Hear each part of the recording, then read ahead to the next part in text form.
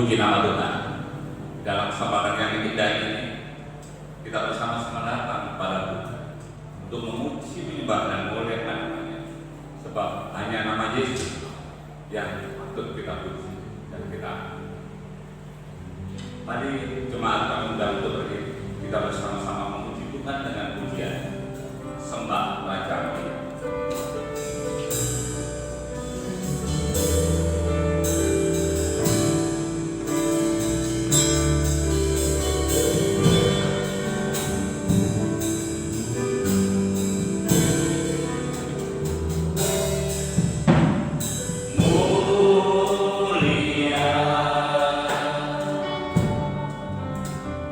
Sembah Raja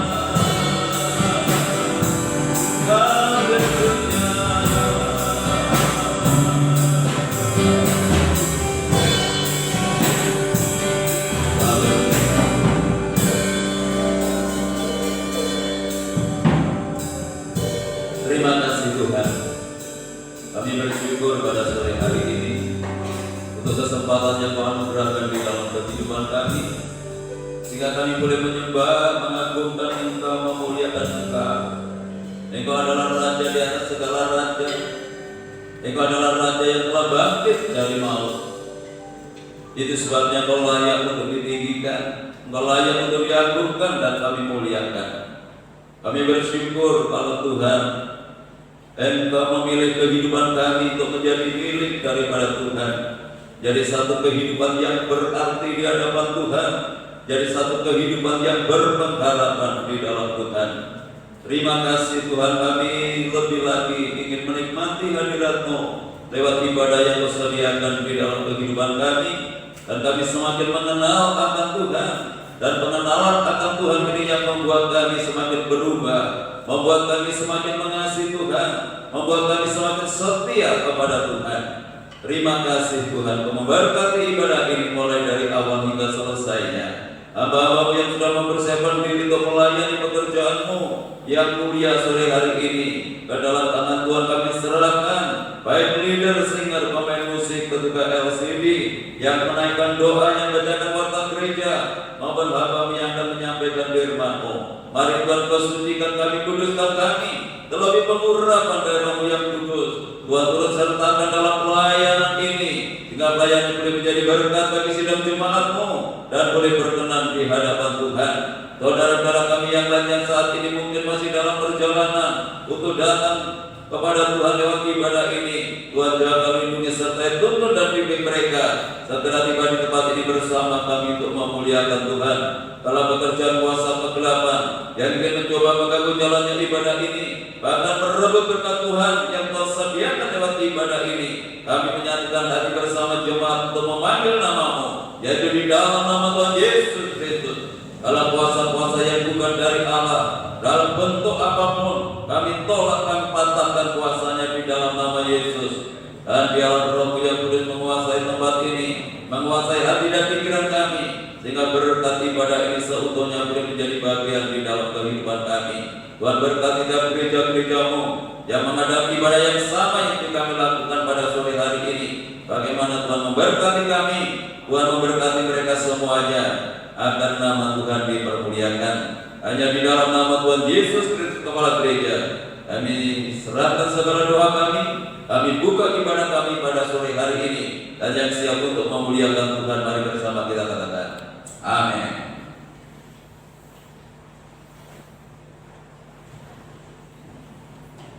Puji Tuhan, kita bersama-sama ada sukacita. Sebab itu di dalam kesempatan yang baik ini, kita benar-benar bersama-sama untuk memuliakan. Kita puji Tuhan dengan pujian seperti Bapa sayang anak.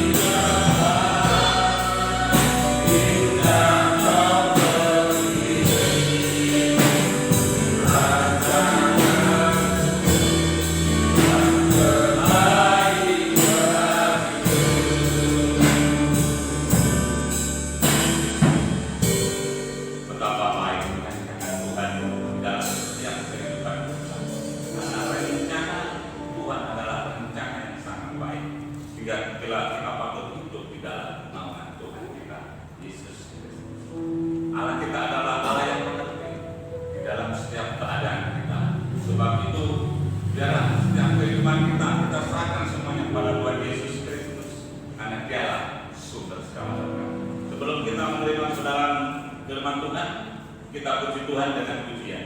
Dia mengerti.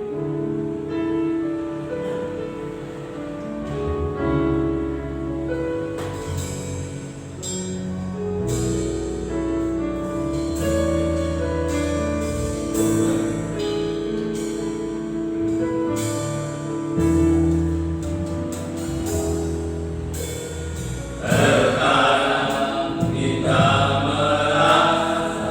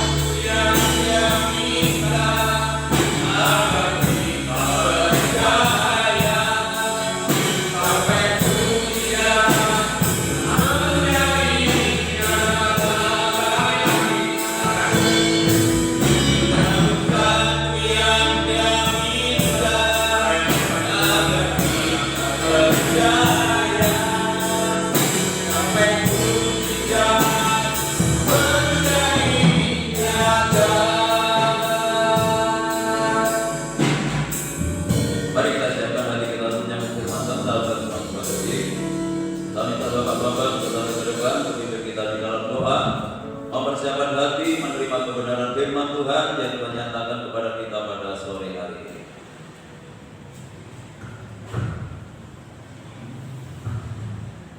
Haleluya.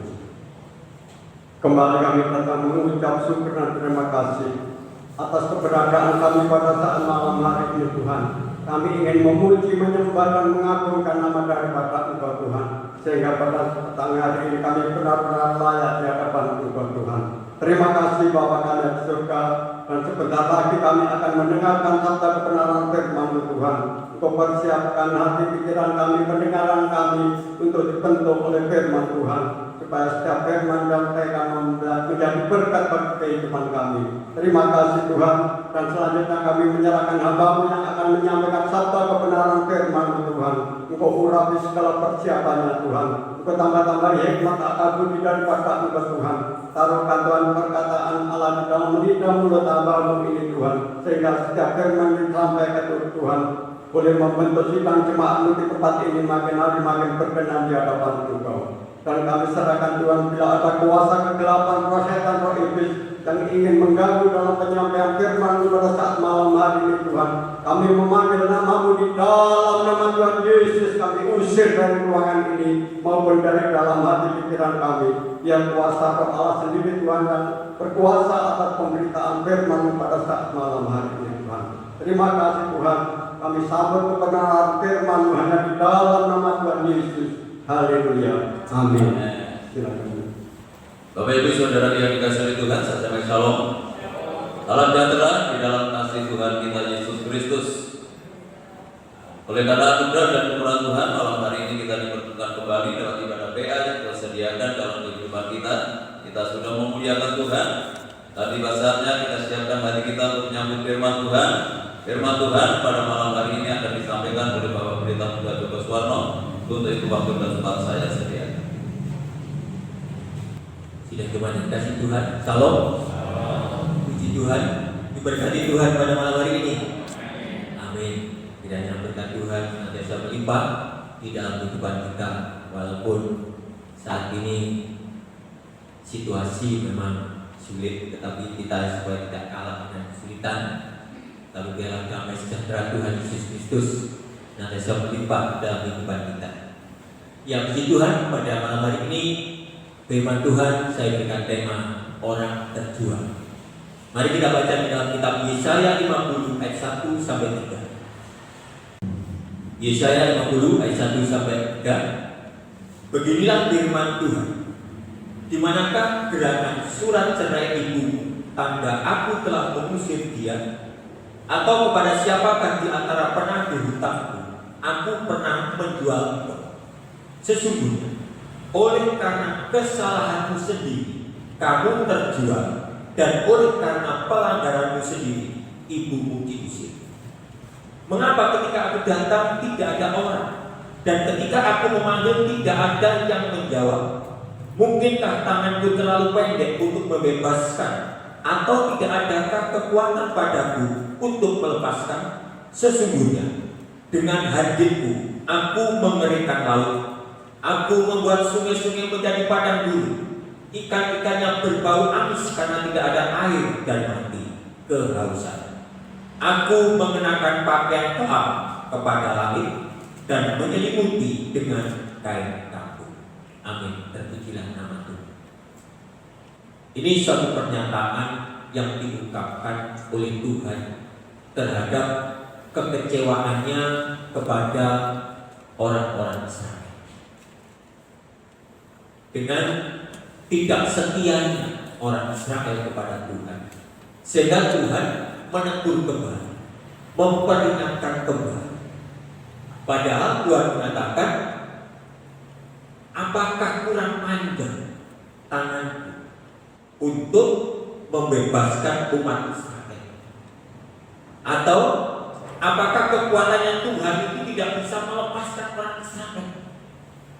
Padahal semuanya sudah terjadi untuk orang Israel, sehingga kedahsyatan dan kekuatan Tuhan itu sudah dinyatakan atas pembelaannya melepaskan bangsa Israel dari beban-beban pencengkraman yang harus dia alami.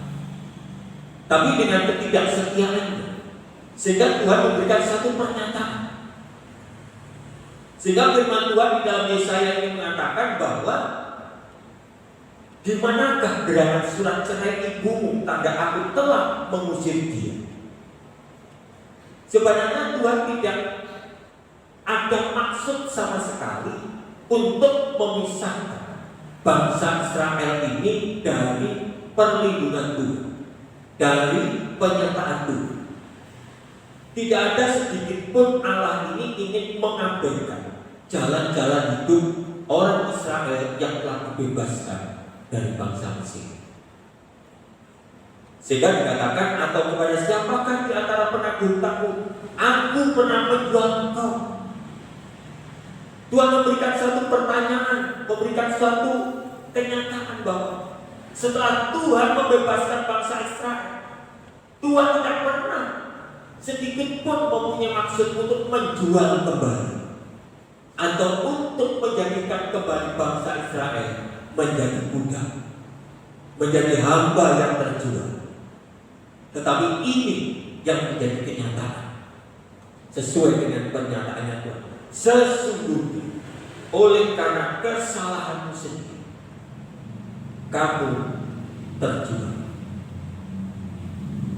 Dan ini menjadi satu kenyataan yang harus dihadapi oleh bangsa Israel.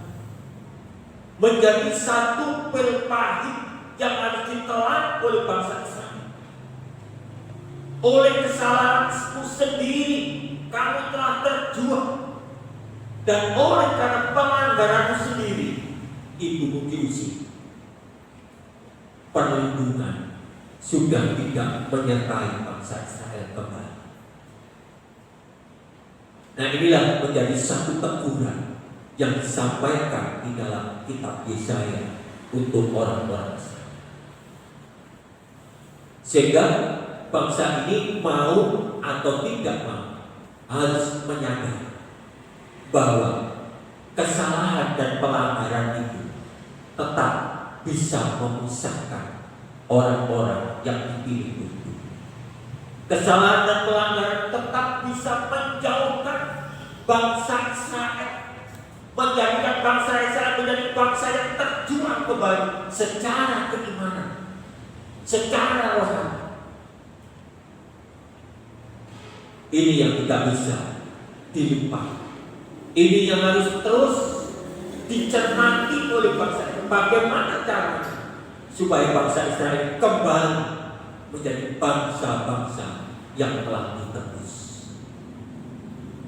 Namun kenyataan bangsa Israel tidak ada satu pun pribadi yang bisa mengembalikan bangsa ini menjadi bangsa yang telah ditebus kembali dengan caranya sendiri, dengan cara bangsa Israel sendiri. Apapun yang dilakukan, yang dikerjakan oleh bangsa Israel, tidak ada perbuatan apapun yang bisa mengembalikan bangsa ini kembali menjadi bangsa yang telah tertebus, bangsa yang mengalami sebagai orang-orang terjual. Itu sebabnya dengan cinta yang kasih, dengan cinta kasih yang sangat besar, Tuhan tahu kalau manusia atau bangsa Israel tidak akan mampu mengembalikan posisi menjadi orang-orang yang telah ditebus. Tuhan tahu, sehingga Tuhan harus membuat satu cara. Tuhan harus membuat satu cara. Bagaimana caranya supaya bangsa Israel ini menjadi bangsa yang tidak terjual, menjadi orang-orang yang tidak terjual. Satu hal yang harus kita cermati bahwa manusia tidak akan mampu mengembalikan hidupnya menjadi orang-orang yang sudah terjual kembali menjadi orang-orang yang merdeka.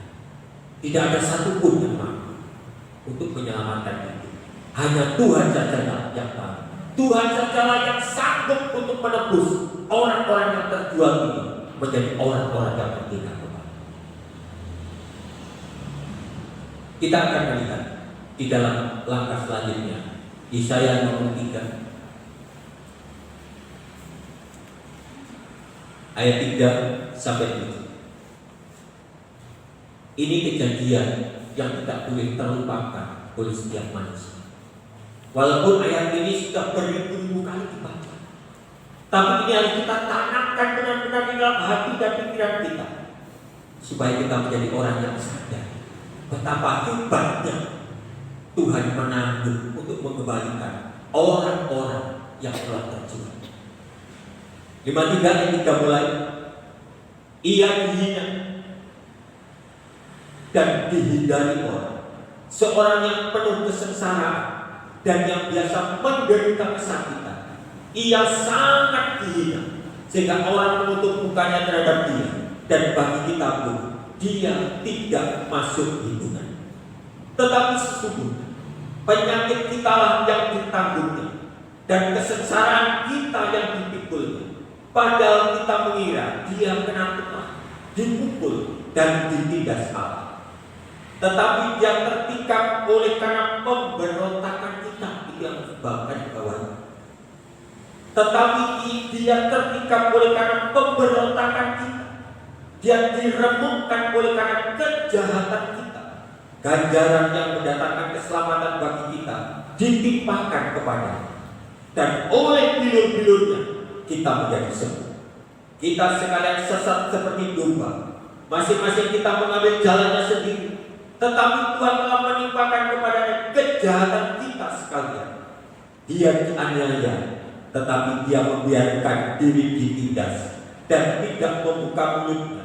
Seperti anak domba yang dibawa ke pembantaian, seperti induk domba yang keluh di depan orang-orang yang menggunting bulunya, ia tidak membuka mulutnya. Amin. Inilah cara Tuhan untuk mengembalikan orang-orang yang terjual. Sebab manusia tidak bisa mengembalikan dirinya menjadi orang yang tidak bisa. Jadi Allah yang harus turun tangan untuk kembali menebus manusia sebagai orang-orang yang terjual ini, supaya menjadi orang-orang yang terbebas. Nah, di dalam Yesaya 53 inilah yang tidak boleh kita lupakan. Oleh karena pemberontakan kita, oleh karena kejahatan kita, oleh karena ganjaran yang harus ditanggung oleh manusia, semuanya itu ditanggung oleh Tuhan. Sehingga dia dibawa seperti domba yang dibawa ke tempat pembantaian. Sudah tidak bisa, tidak mungkin untuk membela. Dia pasrah sebagai domba yang akan disembelih di tempat pembantaian. Nah, keadaan Tuhan inilah yang sebenarnya tidak boleh kita lupakan, supaya kita menjadi orang-orang yang benar-benar merasa berhutang kepada Tuhan. Saya dan saudara sudah menjadi orang yang terjual, tetapi karena Tuhan Allah yang penuh dengan cinta kasih Dia harus berani mengembalikan kita. Nah, disinilah kita harus membuka hati dan pikiran kita, apa yang harus kita kembalikan kepada Tuhan. Dengan cara yang bagaimana? Kita harus menghargai pengorbanan Tuhan yang sangat hebat. Dengan cara apa kita harus mengembalikan rasa bersyukur kita kepada Tuhan? Dengan cara yang bagaimana kita harus berterima kasih kepada Tuhan? Dengan apa kita harus mengembalikan apa yang sudah Tuhan lakukan untuk kita? Ya, Tuhan mengatakan, Ia tidak membuka mulutnya. Tuhan tidak pernah mengungkit-ungkit apa yang sudah Dia lakukan. Berkali-kali saya katakan, Tuhan bukan membela orang yang benar. Tuhan bukan membela orang yang hebat. Tuhan bukan membela orang yang istimewa. Tetapi Tuhan membela orang-orang yang suka memberontak. Tuhan membela orang-orang jahat. Itulah yang Tuhan lakukan. Nah, untuk itu tidak cuma dikasih Tuhan. Kita sebagai orang-orang yang sudah terjual dan dibebaskan oleh Tuhan. Inilah teladan yang Tuhan berikan. Seringkali kita mungkin bisa berbuat untuk orang-orang yang baik. Seringkali kita menolong orang yang istimewa. Tetapi bagaimana kalau kita diperhadapkan dengan orang-orang jahat, dengan orang-orang yang kita anggap bersalah? Bagaimana seandainya kita diperhadapkan dengan orang-orang yang kita anggap sebagai sampah? Apakah kita mau membela? Apakah kita mau menolong?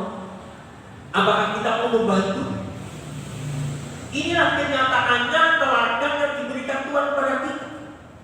Itu sebabnya di dalam Kisah Rasul kemarin sudah diajar oleh Bapak Cornelius, Rasul Paulus mengatakan dirinya sebagai sampah, sebagai kotoran yang dihindari orang. Rasul Paulus, rasul yang hebat, tidak pernah menempatkan dirinya sebagai orang yang istimewa. Justru dia menempatkan dirinya sebagai sampah yang tidak berguna, sebagai kotoran yang dihindari orang, supaya nama Kristus yang kelihatan di dalam pribadi Paulus. Sidang jemaat kasih Tuhan, kalau kita bisa meneladani apa yang sudah Tuhan berikan, disinilah nama Kristus akan terjadi di dalam kita. Kalau kita memperhatikan, menolong, membantu orang yang baik, itu biasa, tidak ada apa-apa. Tapi di saat kita bisa berguna, bermanfaat, dan menjadi berkat bagi orang-orang jahat, orang-orang dosa, disitulah nama Kristus akan terjadi. Disitulah nama Kristus akan disebut. Dan inilah kenyataannya, bahwa Kristus telah memberikan teladan, membebaskan orang-orang yang sudah terjual.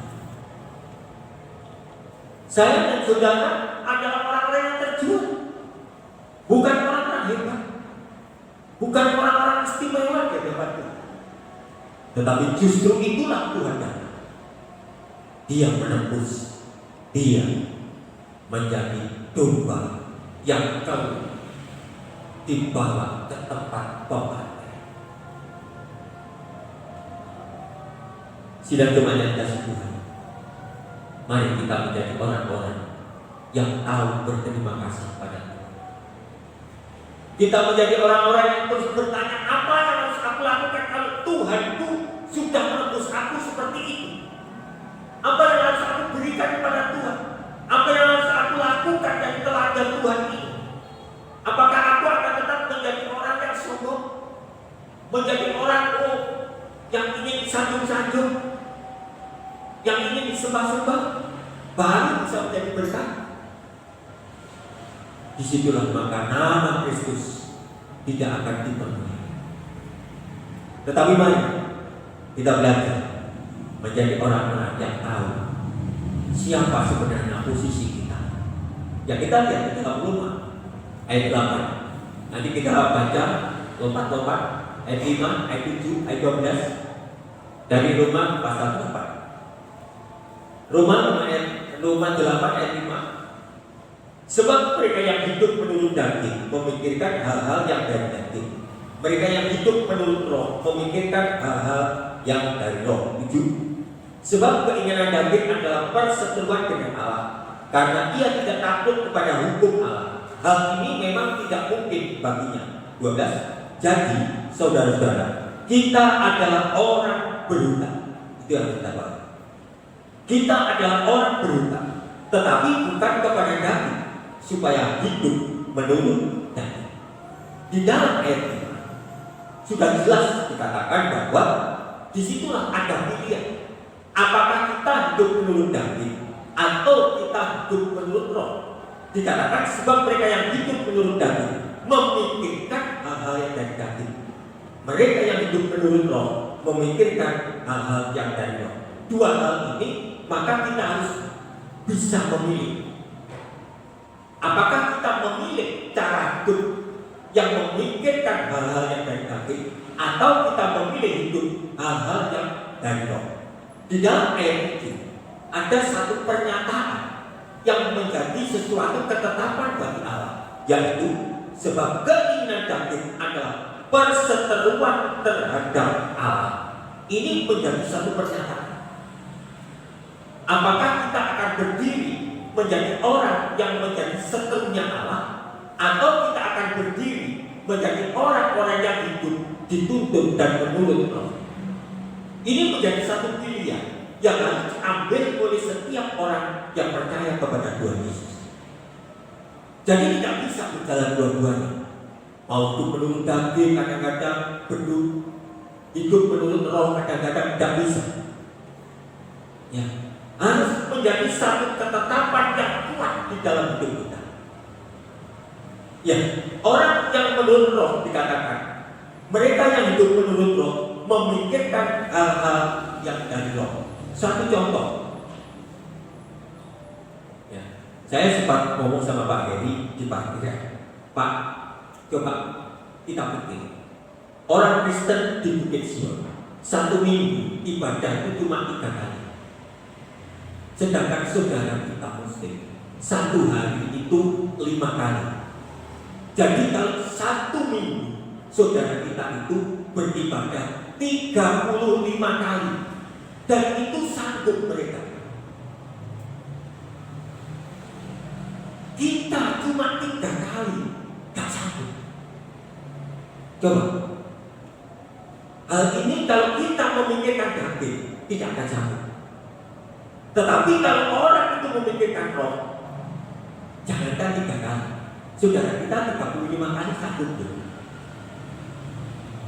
Sekarang kita tanya kepada diri kita sendiri. Padahal sudah ditetapkan di dalam ayat 7, sebab keinginan daging adalah perseteruan dengan Allah. Nah, sekarang kita menempatkan posisi kita di mana? Menjadi orang yang dipimpin roh, menjadi orang yang terjual dan sudah ditebus oleh Allah, atau tetap menjadi orang yang menjadi seterunya Allah? Tergantung kita masing-masing. Ya. Hebat saudara kita, 35 kali dalam 1 minggu. Kita jemaat Bukit Sion hanya 3 kali, kalah 32 kali. Kenapa? Karena di dalam memikirkan tentang roh itu masih belum besar, sehingga kalau diartikan harganya Allah itu kecil. Kalau harganya Allah di dalam hati dan pikiran kita itu besar, menjadi yang utama, jangankan 3 kali, 100 kali pun sanggup.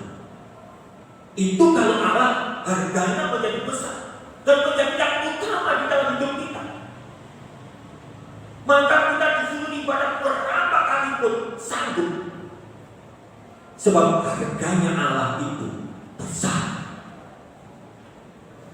Nah, disinilah maka saya ajak saudara tadi membaca di dalam Yesaya 53 ayat 3 sampai 8 tadi.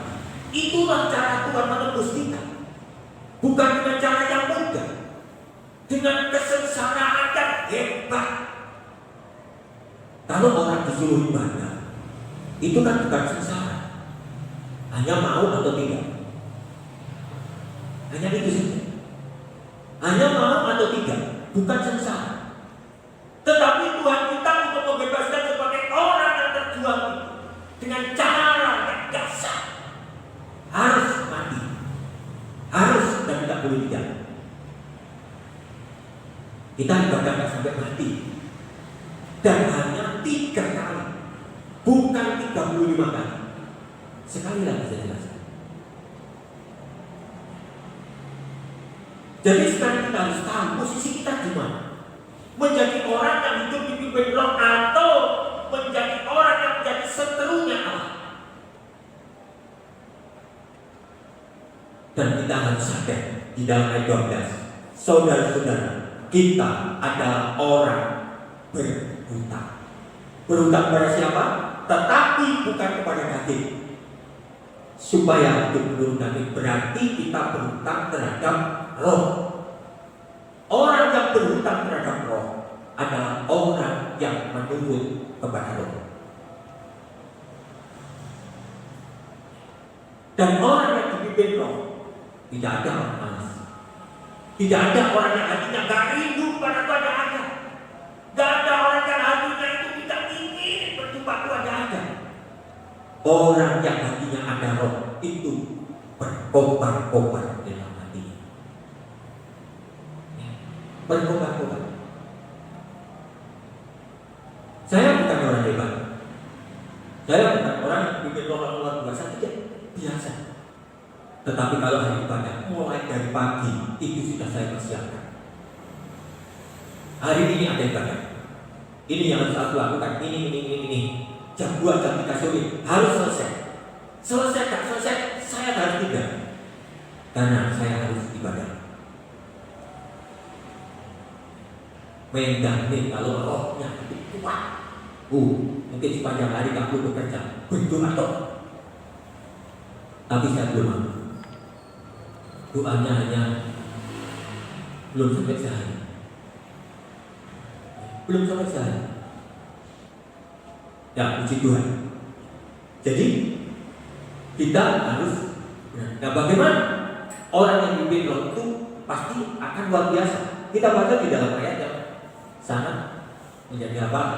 Yohanes 14 ayat 26. Jadi kalau orang itu hidup menurut daging, jelas menjadi seterunya Allah. Tetapi inilah kalau orang itu hidup menurut roh. Yohanes 14 26. Tetapi penghibur, yaitu Roh Kudus, yang akan diutus oleh Bapa dalam namaku, Dialah yang akan mengajarkan segala sesuatu kepadamu dan akan mengingatkan kamu akan semua yang telah kukatakan kepadamu. Orang-orang yang dipimpin roh itu akan dituntun, diajar, diingatkan semua yang dikatakan Kristus. Jadi orang yang hidup di dalam roh itu, orang itu akan diajar, diingatkan, dituntun oleh semua firman, sehingga hidupnya yang terjadi sesuai dengan kebenaran firman. Jadi tidak ada firman yang lupa. Jadi tidak ada firman yang lupa. Kenapa banyak orang melanggar firman? Karena nama Tuhan hanya kecil saja di dalam tubuh. Jadi rasa takut itu tidak ada. Jadi untuk menjadi orang yang tunduk taat kepada pimpinan roh ini kecil. Pada roh ini ingin membawa, menuntut semua orang itu kepada semua yang telah dikatakan Tuhan Yesus. Sehingga orang-orang yang mau dipimpin roh itu, disitulah perjalanannya orang-orang yang menuju kesempurnaan. Menuju kesempurnaan. Sampai di mana nanti manusia sempurna? Tentunya tidak sama. Tergantung bagaimana orang itu membawa hidupnya itu dipimpin roh. Orang yang dipimpin roh, Yesaya 53 ayat 8 tadi, ia tidak membuka mulutnya. Ingat, ia tidak membuka mulutnya. Apapun yang terjadi, monggo. Mau dihina, mau dilecehkan, mau diremehkan orang, silakan. Teladan kita Tuhan Yesus teman, ia tidak membuka mulutnya. Itu sebabnya di dalam Injil dikatakan, jikalau pipimu ditampar yang kanan, berikan yang kiri. Jikalau kau diminta baju, berikan sekali jubah. Jikalau kau disuruh berjalan 1 kilo, berjalanlah berapa mil. Jadi Tuhan Yesus memberikan teladan, bukan biasa-biasa, tetapi sesuatu yang luar biasa. Bagaimana kita bisa diam, tidak membuka mulut? Saudara melihat Stefanus pada saat dirajam batu. Pada saat itu Stefanus diurapi dengan Roh Kudus. Dia tidak membuka mulutnya pada saat dirajam batu, tetapi dia berkata, Bapa, ampunilah orang ini.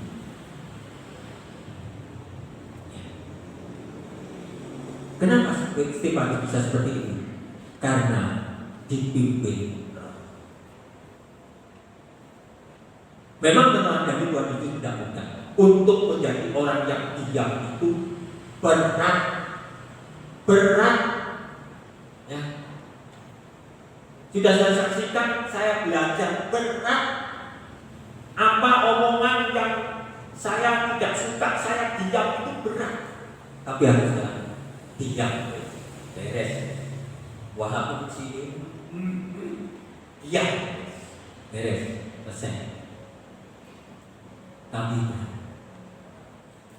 dan mari sedang kepada kasih Tuhan, kita meneladani Tuhan Yesus menjadi orang yang bermanfaat, tidak hanya untuk orang baik, tetapi untuk orang durhaka, untuk orang-orang jahat, untuk orang-orang yang seharusnya dihukum.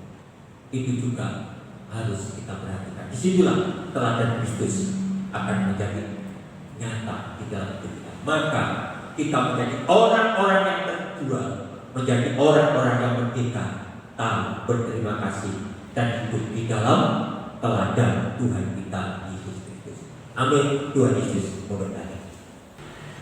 Kita pujikan lagu ini, tapi langsung rapnya saja.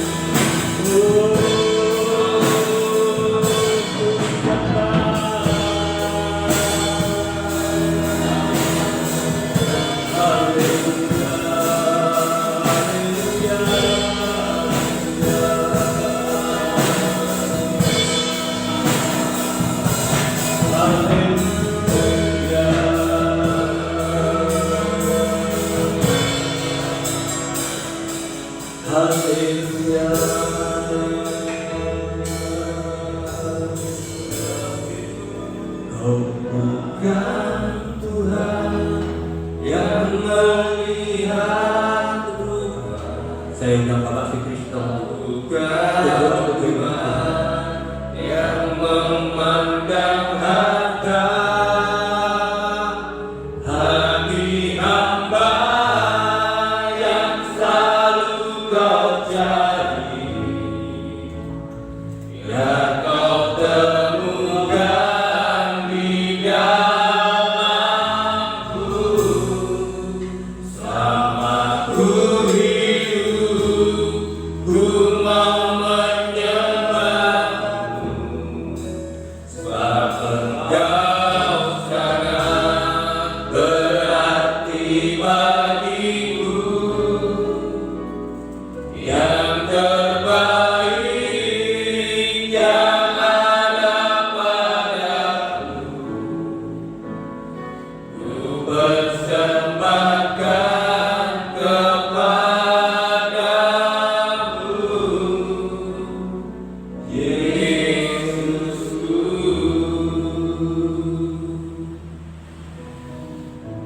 Benar Tuhan. Hanya yang terbaik Tuhan yang terbaikkan di hadapan. Hanya yang terindah. Karena Kau Allah, Kau Allah yang Maha Besar, Kau Allah yang patut kami naikkan dan kami puji. Terima kasih.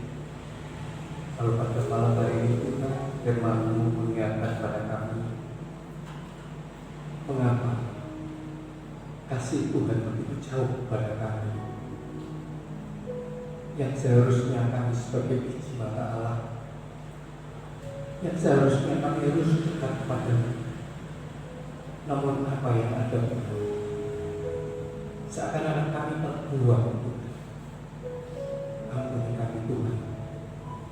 Firman-Mu mengatakan, bukan Tuhan tidak sayang pada kami, bukan Tuhan tidak menghiraukan apa yang kami perbuatkan pada-Mu, namun pelanggaran kami, kesalahan dan dosa kami dilakukan yang membuat Engkau jauh pada kami.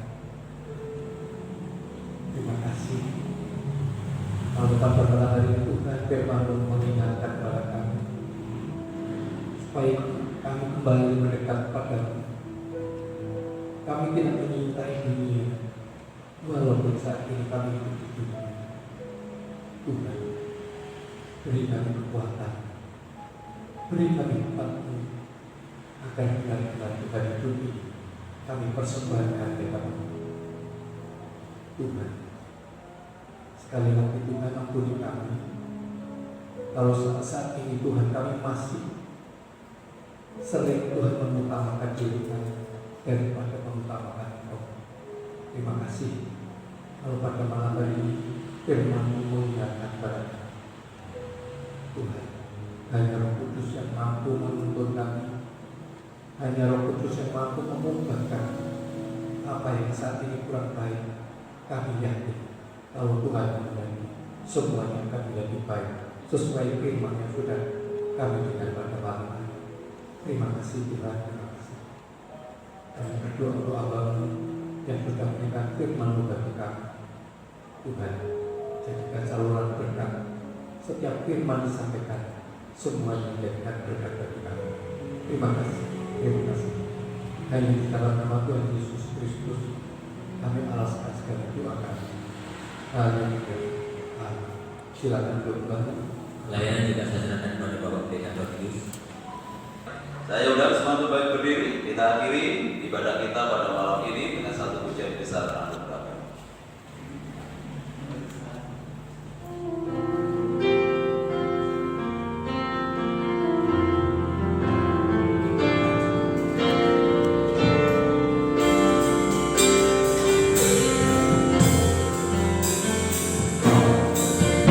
Besar anugerah-Mu,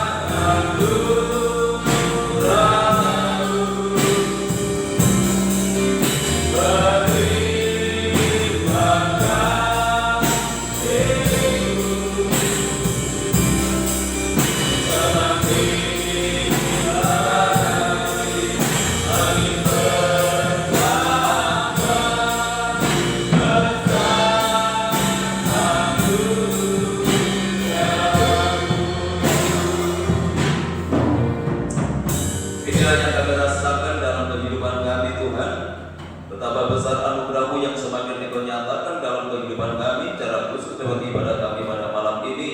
Mulai dari awal hingga selesainya, Kau sudah memberkati kami, Kau sudah menguatkan kami, Kau sudah memotivasi kehidupan kami, membuat kami semakin mengasihi kepada Tuhan. Sebelum kami tinggalkan tempat ini, kami menyerahkan kesehatan Ibu Gembala, Ibu Sudarmiase, untuk Ibu Yaya, kami serahkan Ibu Veronica, untuk Bapak Ebi, kami serahkan untuk Ibu Titus, kami serahkan juga untuk anak Moses yang masih dalam proses kesempurnaan kondisi kesehatannya.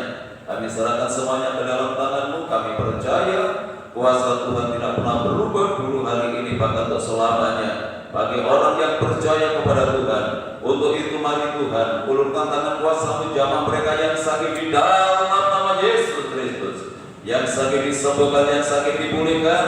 Kuasa belut Tuhan Yesus sanggup memberikan pertolongan. Bapak Ibu kami yang sudah berusia lanjut, biarlah Tuhan tetap anugerahi dengan kekuatan dan kesehatan. Rencana perbaikan tempat parkir ke dalam tangan kami serahkan. Tuhan, Engkau akan melengkapi segala persiapan kami. Kalau saat ini sedang dalam pengurusan IEP, kiranya Tuhan buka jalan agar mengalami kemudahan-kemudahan yang kami hadapi, dan pembangunan ini segera dapat dilaksanakan.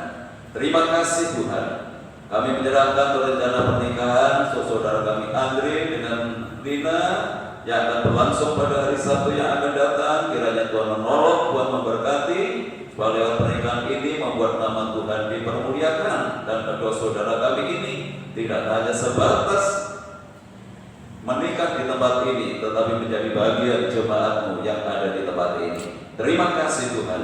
Kami menyerahkan untuk Bapak Witono sekeluarga yang hari ini ke Jogja untuk mengantar putrinya yang berkaitan dengan kuliahnya. Kiranya Tuhan tolong, Tuhan jaga, lindungi, sertai, tiba di tempat tujuan kembali dengan selamat, tidak kekurangan sesuatu apapun. Hamba-hamba-Mu yang sudah melayani pekerjaan malam hari ini, Tuhan memberkati mereka semuanya, bahkan semakin memperindah pelayanannya di hari-hari yang akan datang. Berkati lingkungan kami, kota kami, bangsa dan negara kami dengan ketenangan, kedamaian dan kesejahteraan. Bapak Presiden bersama dan jajarannya, demikian pula pemerintah yang ada di daerah. Tuhan berikan hikmat, berikan tuntunan dan bimbingan, Tuhan dapat membawa bangsa ini ke arah yang lebih baik lagi. Kami serahkan tim medis, TNI, Polri, para sukarelawan yang menangani langsung orang-orang yang terdampak COVID-19. Tuhan campur tangan dalam proses pemulihannya, agar semakin banyak orang yang disembuhkan, tidak ada lagi penularan di tengah-tengah bangsa kami. Kami berdoa untuk setiap masyarakat supaya sungguh-sungguh memperhatikan protokol kesehatan, sehingga menjaga dirinya, keluarga, maupun menjaga orang lain. Terima kasih Tuhan. Pada akhirnya kami serahkan seluruh sidang jemaat ke dalam tangan-Mu, baik yang hadir malam ini maupun yang tidak hadir, baik yang ada di dalam kota maupun yang ada di luar kota. Tuhan tetap jaga, lindungi, sertai, tuntun dan bimbing mereka, dan tetap hidup di dalam kekudusan dan kebenaran dimanapun mereka berada, selalu membawa kemuliaan bagi nama Tuhan. Kami serahkan rumah tangga, keluarga, keimanan jemaat, Tuhan berkati dengan ketenangan, kedamaian dan kesejahteraan. Dalam usaha pekerjaan, tugas dan tanggung jawab yang mereka lakukan, Tuhan buat berhasil dan beruntung. Peliharakan semua dalam kasih-Mu, sehingga tidak ada keluarga anak-anak di tempat ini yang hidup di dalam kekurangan. Anak-anak yang masih duduk di bangku sekolah, mulai dari mulai berusaha perguruan tinggi, berkati mereka dengan kecerdasan dan kearifan. Jadikan anak-anak yang berprestasi dalam akademinya, jadikan berkat di dalam pergaulannya. Bagi jemaat yang sudah memberikan persembahannya, mengembalikan perpuluhannya, Tuhan kembalikan berkat-Mu berlipat kali ganda sesuai dengan janji firman-Mu. Sebentar lagi kami akan tinggalkan tempat ini, kembali ke pakaian masing-masing. Tuhan jaga, lindungi, sertai kami dalam perjalanan, tiba di rumah dengan selamat, tidak kekurangan sesuatu apapun. Kembalikan kami